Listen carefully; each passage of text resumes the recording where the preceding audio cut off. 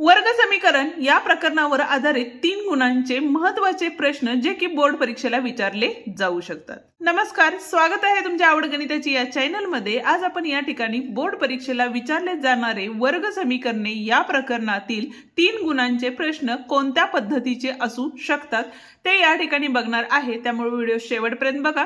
Video आवडला तर व्हिडिओला लाईक, शेअर आणि कमेंट करायला विसरू नका आणि त्याचप्रमाणे जर चॅनलवर नवीन आणि पहिल्यांदाच असाल तर चॅनलला नक्की सबस्क्राइब करून बेल आयकॉन सुद्धा दाबा। तर मग चला सुरुवात करूया आजच्या पहिल्या प्रश्नाला। तर खालील वर्ग समीकरणांची मुळे वास्तव व समान असतील तर के ची किंमत काढा असं आपल्याला दिलेलं आहे। ठीक आहे, मुळे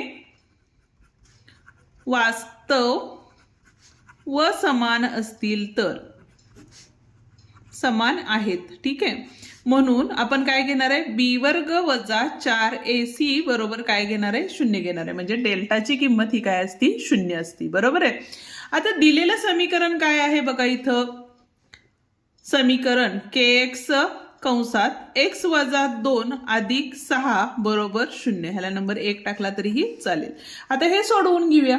काय आहे बघा, kx वर्ग म्हणजे इथे झाले kx वर्ग वजा k गुणिले 2 म्हणजे 2kx अधिक 6 बरोबर 0, हे आपलं काय झालेलं आहे, वर्ग समीकरण आलेलं आहे। ठीक आहे, आता आपल्याला काय करायचं आहे, या वर्ग समीकरणांची तुलना करायची आहे। समीकरणांची तुलना ही x वर्ग अधिक bx अधिक c बरोबर 0 शी केली। म्हणून a बरोबर काय आहे, a बरोबर इथं k बरोबर, नंतर काय असणार आहे, b बरोबर काय आहे बघा, b बरोबर वजा 2k आणि c बरोबर जी स्थिर संख्या असती ती आहे c। ओके, म्हणजे ती आहे आपली 6।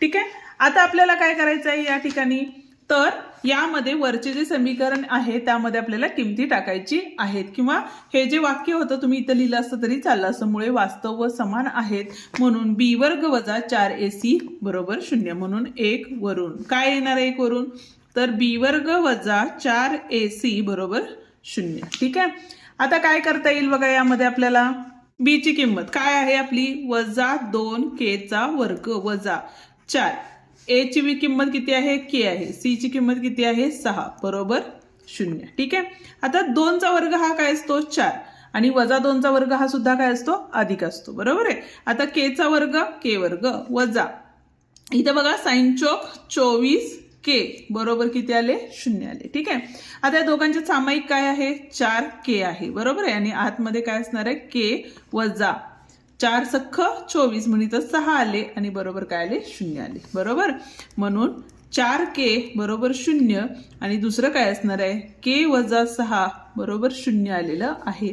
म्हणून k बरोबर 0/4 आले आणि इकडं काय असणार आहे, k बरोबर 6 आलेलं आहे। आता 4 शून्य किती झाले आपले, तर 0 झाले। बरोबर आहे, आणि इथं काय झाले, k बरोबर 6 आलेला आहे। म्हणजेच या समीकरणामध्ये काय असणार आहे, तर k ची किंमत ही काय असणार आहे, एक तर 0 किंवा 6 ही किंमत असणार आहे। हे होतं आपलं पहिलं गणित। ठीक आहे, परत एकदा बघून घ्यायचं असेल तर बघून घ्या।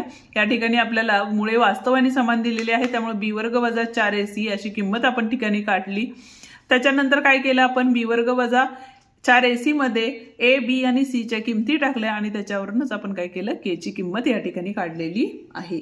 दुसरा प्रश्न बघतोय, काय सांगितले बघा, मुकुंद जवळ सागरपेक्षा 50 रुपये अधिक आहेत। ठीक आहे, सागरपेक्षा 50 रुपये जास्त आहेत, म्हणून समजा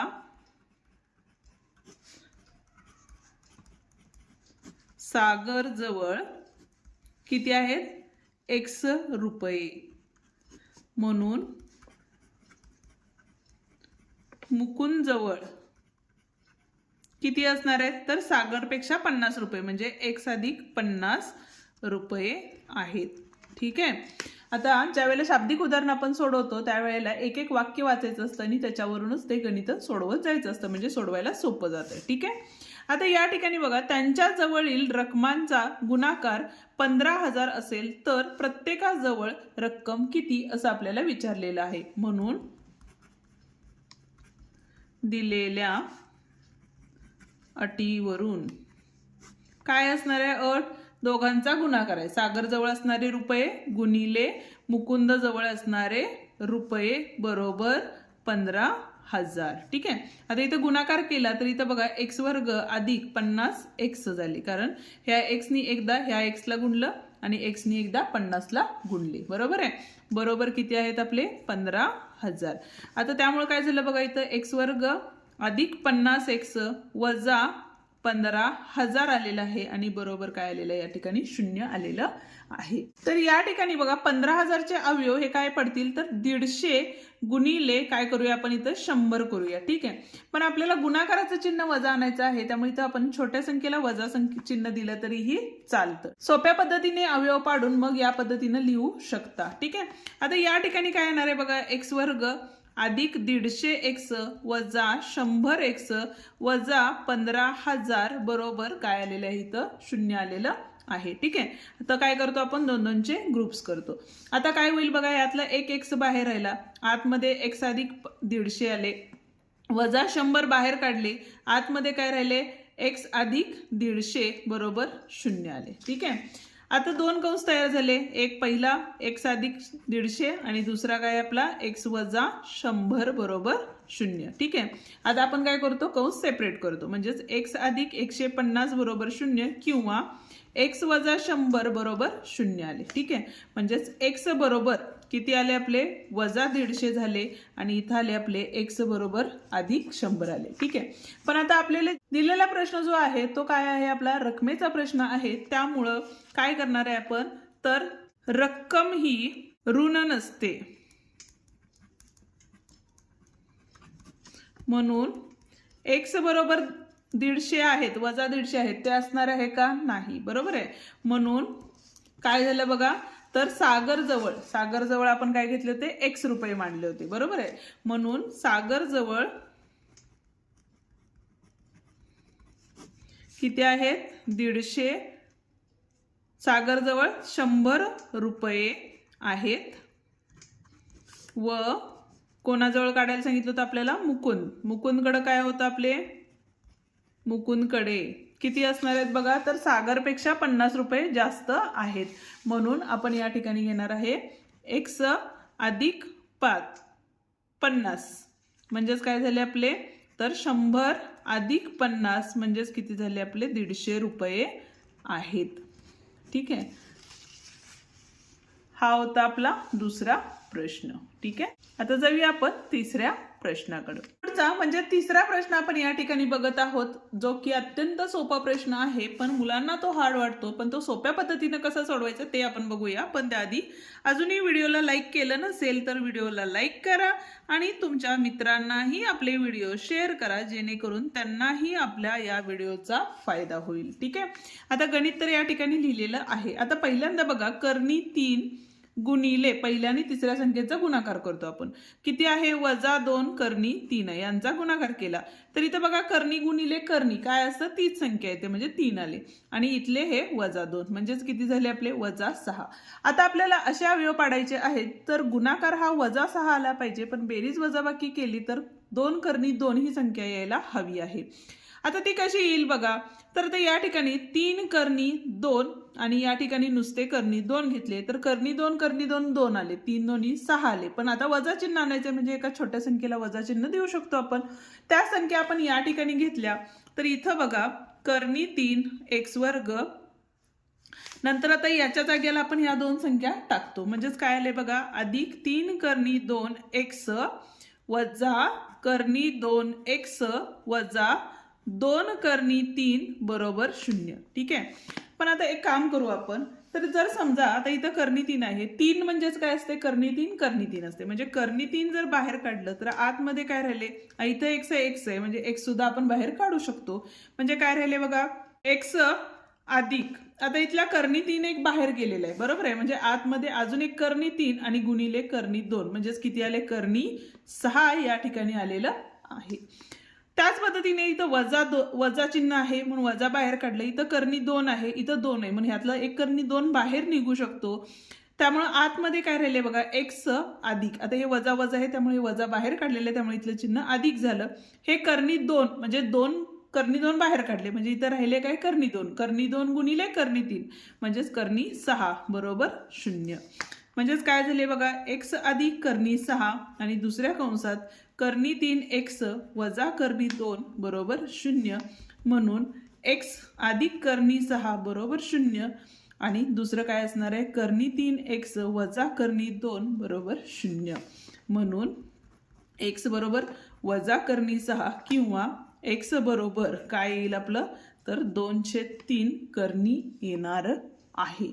ठीक आहे. हा होता आपला तिसरा प्रश्न. आता जाऊया पुढच्या प्रश्नाकडे. चौथा प्रश्न बघतोय. काय सांगितलेलं आहे बघा, खालील वर्ग समीकरणे सूत्र पद्धतीने सोडवा असं आपल्याला सांगितलेलं आहे. ठीक आहे. आता पहिलं जे गणित आहे ते लिहून घेऊया. 5m वर्ग वजा 4m वजा 2 बरोबर 0. ठीक आहे. आधी काय करतो आपण या समीकरणांची तुलना करतो सूत्र पद्धतीने सोडवताना. म्हणून या समीकरणाची तुलना x वर्ग अधिक bx अधिक c बरोबर 0 शी केली. म्हणजेच काय झालं बघा, a बरोबर 5, b बरोबर वजा 4 आणि c बरोबर वजा 2. ठीक आहे. आता सूत्र पद्धतीने सोडवताना आपण काय करतो आधी, म्हणून b वर्ग वजा 4ac बरोबर b वर्ग म्हणजेच काय तर वजा 4 चा वर्ग वजा 4, a म्हणजेच किती आहे 5 आणि c म्हणजेच किती आहे वजा 2 आहे. बरोबर. म्हणून 4 चौक 16 वजा वजा वजा अधिक झाले 5 चौक 20, 20 आणि 20 दोन्ही किती झाले 40 झाले. बरोबर आहे. इथं आले 6 आणि इथं आले 5. ओके. आता सूत्र पद्धतीने सोडवताना आपण काय करतो बघा, सूत्र लिहून घेऊया आधी. m बरोबर काय सूत्र असतं आपलं, वजा b अधिक वजा कर्णी चिन्हात b वर्ग वजा 4ac छेद 2a असतं. ओके. वजा आणि इथले वजा म्हणजेच किती झाले अधिक 4 झाले, अधिक वजा कर्णी चिन्हात. आता b वर्ग वजा 4ac ची किंमत किती आली होती 56 छेद 2 गुणिले a किती आहे बघा 5 आहे. बरोबर आहे. म्हणजेच इथं झाले 4 अधिक वजा. आता इथं बघा 14 चौक 56 म्हणजेच काय झाले आपले 14 चौक म्हणजे 4, 4चं वर्गमूळ हे 2 आणि आतमध्ये काय असणार आहे आपले 14 असणार आहेत. बरोबर आहे. आणि भागाकारात दे बघा 5 दोन्ही किती झाले इथं 10 झाले. बरोबर आहे. आता जर परत एकदा आपण m बरोबर काढायला गेलो तर एकदा अधिक घेऊन काढतो आणि एकदा काय करतो आपण वजा घेऊन काढतो. त्यामुळे आपण काय करणार आहे बघा या ठिकाणी, तर m बरोबर काय असणार आहे 4 अधिक वजा म्हणजे एकदा अधिक घेऊया 2 कर्णी 14 छेद किती असणार आहे 10 असणार आहे. पण त्याआधी आणि दुसरं काय असणार आहे किंवा m बरोबर काय असणार आहे 4 वजा 2 कर्णी 14 छेद 10 आले. बरोबर आहे. आता या दोघांच्या मध्ये किती आहे बघा 4 4 2 2 कॉमन आहे म्हणून 2 बाहेर काढलं तर आतमध्ये बे दोन्ही 4 अधिक कर्णी 14 छेद 10 होते. भाग घालवला बेके बे, बेपंचे 10. आणि त्याच पद्धतीने इकडे सुद्धा 2 बाहेर आले तर वजा कंसात 2 वजा कर्णी 14 छेद 10 आले. इथं सुद्धा भाग जातो 5 आले. म्हणजेच m बरोबर एकतर 2 अधिक कर्णी 14 छेद 5 किंवा m बरोबर काय असणार आहे 2 वजा कर्णी 14 छेद 5 हे उत्तर असणार आहे. ठीक आहे. या ठिकाणी हा पहिला प्रश्न म्हणजे चौथ्यातला पहिला प्रश्न संपतो. आता जाऊया पुढच्या प्रश्नाकडे.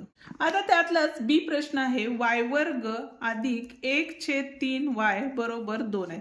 त्यावेळेला 3 या समीकरणाला काय करतो गुणतो. म्हणजेच इथं काय झाले बघा 3y वर्ग अधिक y बरोबर 3 दोन्ही 6 म्हणजेच 3y वर्ग अधिक y वजा 6 बरोबर 0 हे वर्ग समीकरण तयार झालेलं आहे. ते सूत्र पद्धतीने तुम्ही सोडवायचं आहे आणि त्याचं उत्तर काय येतं ते मला कमेंटमध्ये नक्की सांगा. आणि जर हा प्रश्न तुम्हाला नाही सुटला तर तशीही कमेंट करा. आपण नेक्स्ट व्हिडिओमध्ये हा प्रश्नही सोडवून देऊयात. पाचवा प्रश्न आपल्याला काय दिलेला आहे तर 2 अधिक कर्णी 7 व 2 वजा कर्णी 7 वर्गमुळे असणारे वर्ग समीकरण तयार करा. म्हणजेच आपल्याला इथं बघा अल्फा बरोबर 2 अधिक कर्णी 7 दिलेले आहे आणि बीटा बरोबर 2 वजा कर्णी 7 दिलेले आहे. ठीक आहे. आता वर्ग समीकरण तयार करायचं असेल त्यावेळेला आपण काय करतो बघा अल्फा अधिक बीटा म्हणजेच काय झाले 2 अधिक कर्णी 7 आणि इथं अधिक चिन्ह असल्यामुळं 2 वजा कर्णी 7 -7 करणी -7 निघून गेले, राहिले काय तर 2 आणि 2 4 आले, म्हणजे अल्फा अधिक बीटा बरोबर किती आलेलं आहे 1 आलं.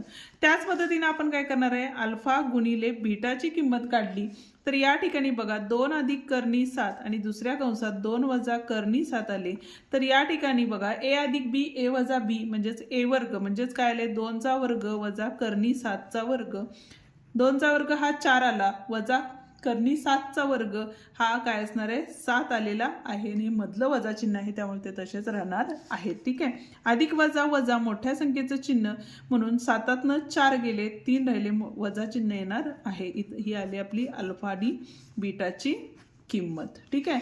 आता आपल्याला काय करायचंय, समीकरण काय आहे, एक्स वर्ग वजा अल्फा अधिक बीटा एक्स अधिक अल्फा बीटा बरोबर 0 हे वर्ग समीकरण आहे. त्यात किमती टाकायच्या आहेत, म्हणून एक्स वर्ग वजा अल्फा अधिक बीटाच किती आहे 4x अधिक अल्फा बीटा किती आहे -3 बरोबर 0, म्हणून एक्स वर्ग वजा 4x वजा 3 बरोबर 0 हे समीकरण आपल्याला या ठिकाणी मिळालेलं आहे. ठीक आहे.